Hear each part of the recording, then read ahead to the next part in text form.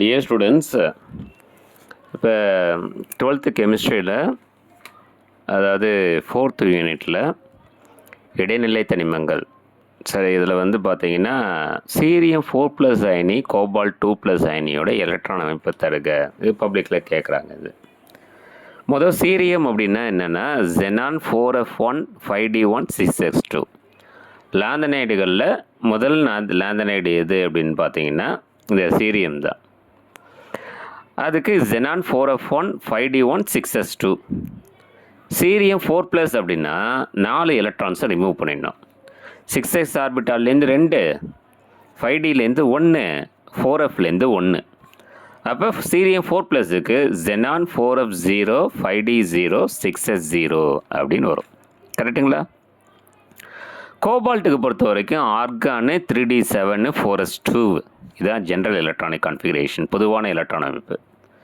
இதே கோபால்ட் 2+ அப்படின்னா you have to remove 2 electrons. அப்போ அந்த 2 எலக்ட்ரானை 4s ஆர்பிட்டலேருந்து ரிமூவ் பண்ணிட்டீங்க அப்படின்னா, இதே கோபால்ட் 3+ அப்படின்னா 3 எலக்ட்ரான்ஸை ரிமூவ் பண்ணணும். இப்போ நான் 2 எலக்ட்ரான்ஸ் ரிமூவ் பண்ணிட்டேன்னா ஆர்கான் 3d7 4s0. சரிங்களா? அப்போ சீரியம் 4+ கோபால்ட் 2+ஓட எலக்ட்ரான் அமைப்பு தான் நம்ம எழுதணும். உங்களுக்கு தேவைன்னா அந்த சீரியம் கோபால்ட்டோட எலக்ட்ரான் அமைப்பு எழுதி அதுலேருந்து எலக்ட்ரான்ஸ் ரிமூவ் பண்ணி காமிச்சிங்க. சரிங்களா?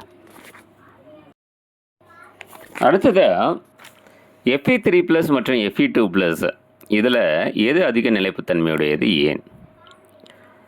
இப்போ நிலைப்புத்தன்மை அப்படின்னா அதோட ஆர்பிட்டால் வந்து பாதி அளவு நிரம்பி இருக்கணும் அல்லது முழுசாக நிரம்பி இருக்கணும்.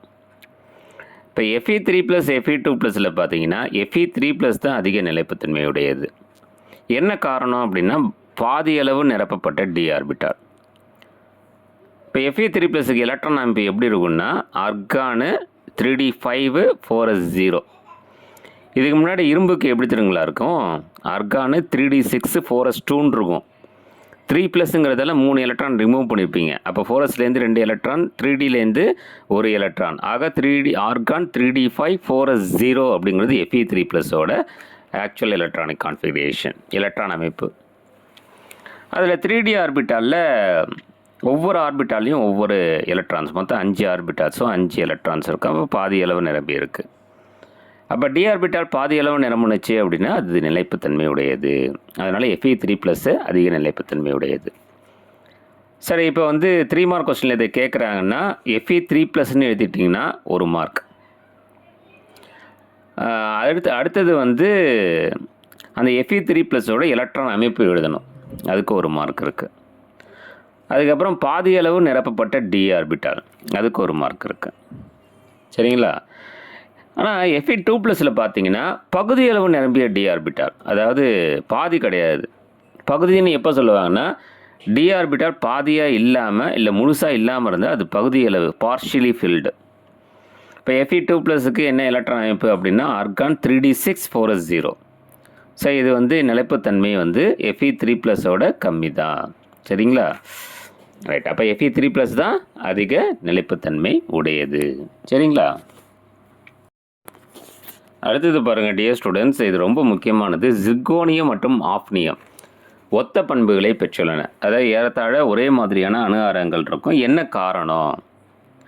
ஜிர்கோனியத்துக்கு சிம்பிள் வந்து ZR, ஆஃப்னியத்துக்கு சிம்பிள் வந்து HF.